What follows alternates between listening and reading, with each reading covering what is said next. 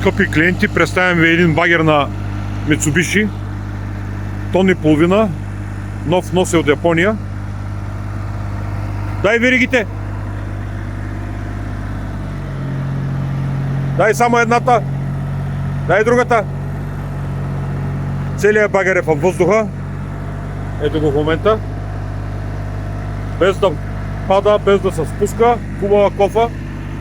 45 см. Без течове по бутилки. Чупеща стрела. Пускай го бавно. Да, пускай. И пускай.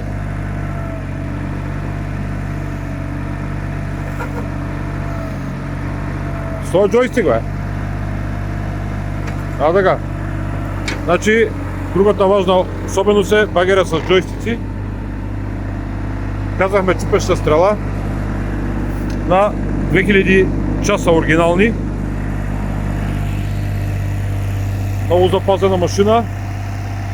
Ето галстука. И какви пушачи.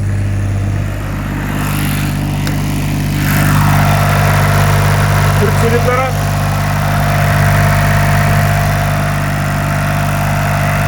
Водно охлаждане.